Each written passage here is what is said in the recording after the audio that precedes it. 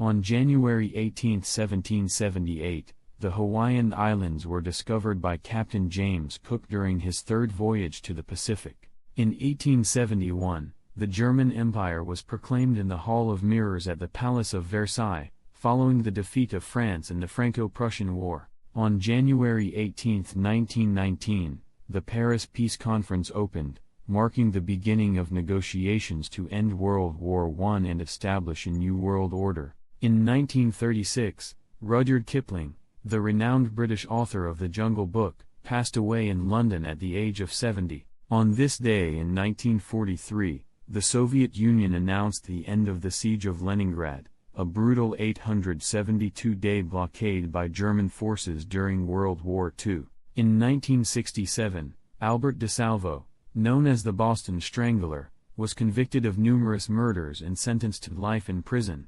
January 18, 1991, saw the beginning of Operation Desert Storm, a massive military campaign led by the United States and its allies to liberate Kuwait from Iraqi occupation.